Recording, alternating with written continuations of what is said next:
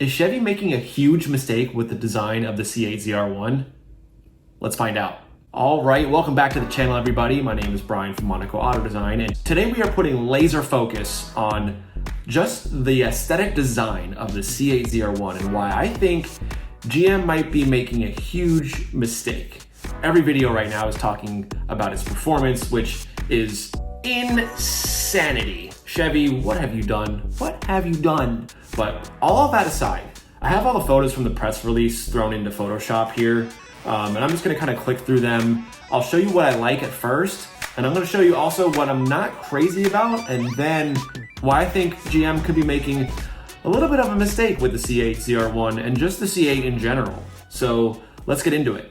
All right, so at first glance, we have a C8 Z06 with a few more tidbits on it, just to kind of turn it up to 11, essentially. So just kind of moving front to back, from the front of the car to the rear of the car, we have essentially the same exact front fascia, front bumper, and aero design that we see on the C8 Z06. The first thing you'll notice that is different is the hood design. So apparently there are some intercoolers in there that help cool the charged air from the turbos, so it's functional. That's super cool. I'm glad that they did that. I think it looks really nice. I think they incorporated it very well. I'll switch it over to this angle. I love these lines that come off of the bumper that normally go towards the windshield, but the ones here, they turn to the left and turn to the right to kind of navigate around this big giant gaping hole, which is super nice. I think it's a cool new feature to the C8 in general, and yeah, really like that. So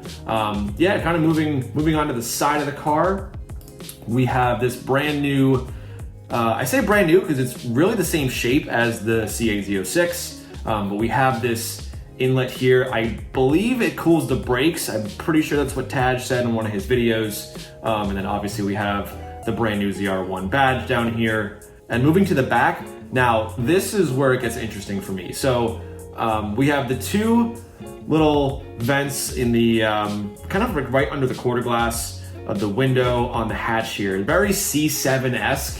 Yeah, like I said, very C7-esque, like if you look on the design of the C7. So I like kind of the throwback to that as well, which brings us to the new vents that we see on the engine cover where the glass is. And at first glance, it was obviously, since it's body color, it really stuck out to me. And then it hit me. I was like, holy crap, they brought back the split window. Like, that's awesome. Like, that's a cool way to do it. It's a modern way to do it, and it's functional. It makes sense. I like it. And then we have the big giant shopping cart wing. You can't miss it. Yeah, it's there. It's huge. We thought the C8 Z06 wing was big. Now we have this one. Other than that, I think that's pretty much it as far as it goes. One thing actually that I do like as well is that they're carrying over the blue theme that they did on the C6 and on the C7 ZR1. That was very specific to the ZR1. I believe on the C7 they had like little nods, like no matter what color you got for the exterior body color, you would still get these kind of blue emblems on the front and on the back. So I think this is I want to say this is Amplify Orange? I can't remember the name of the color. All right, so let's just get into the things that I wish were different. I gotta be honest with you. Look, guys, I'm a Corvette fan. See this? I have a Corvette hat. I even have a Corvette poster. You can't really see it, but it's up there. I'm wearing New Balance shoes. I'm not doing that, but I do want to get into the things that I wish were a little bit different. So, for example, the front bumper. I said earlier before, it's essentially a carryover from the Z06 and even the E-Ray, right? So it's the same exact thing. I don't believe you can get the aero setup on the E-Ray. I don't think you can. I think it's only specific to the C8 Z06 and now obviously the C8 ZR1. But why didn't they design a new front bumper? I was hoping that they were gonna make it a little bit more differentiated from that model. So like if you look back at the C7 ZR1, they made a completely new front fascia and a whole new aero setup in the front compared to, you know, the Z06. And also this was the same exact thing as what you got on the Grand Sport as well, which really was the same thing as the Stingray if you think about it, because it was only wider in the rear, not the front, to a certain extent. But yeah, I was hoping that they would have done something else. And, the C8 ZR1 obviously had a big giant hood. I think it's the LT5 that they were trying to shove in there, so they had to make another hood, which is what we have on the C8. We have a new hood, that makes perfect sense. But I was hoping that they would do more of, a whole new design to switch it up, because we've already seen that bumper on the Z06 and the E-Ray. So this is the third model to use the same front bumper. I was hoping it'd be a little bit more special. Not only that, I think there could have been easy ways to make this different. For example, we have the canards down here, and then we have this line coming right here. Why wasn't this couldn't this been extended into this bumper to create a second canard?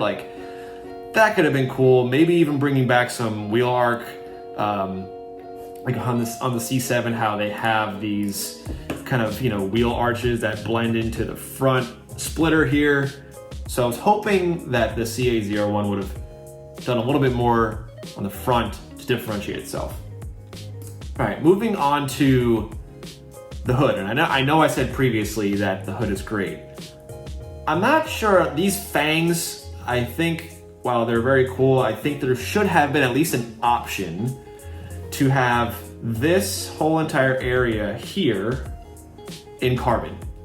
I think that would have added to the distinction of the ZR1 compared to the other cars.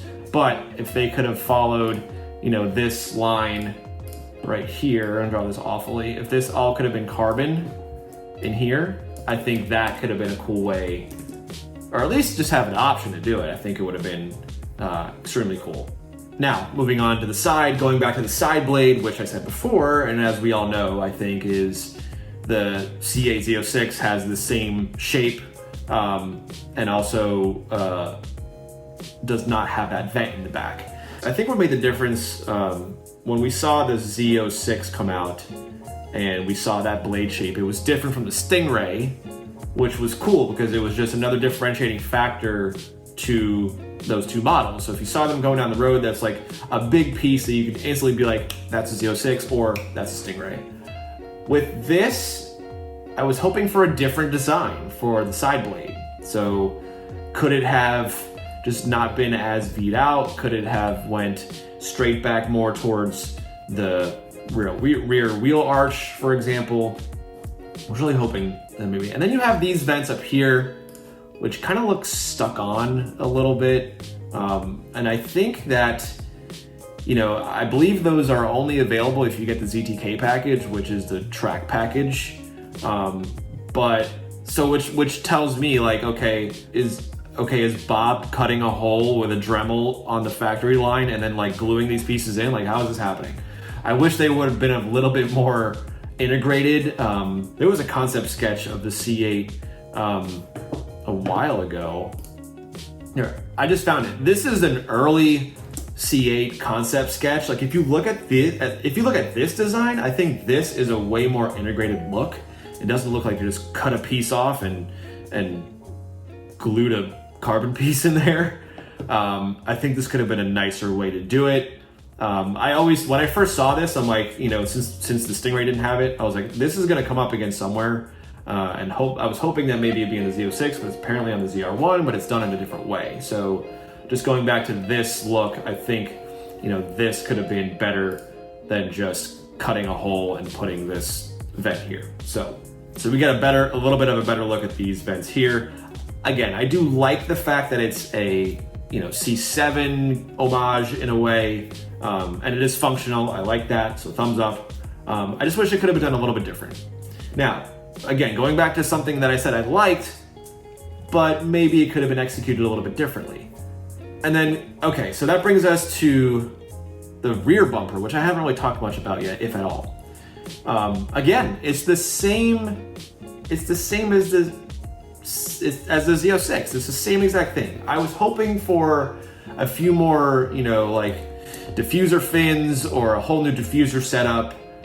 We have the giant wing, so why not pair that with even more downforce with, some more streaks that could go, this way, maybe one here. This is, one here.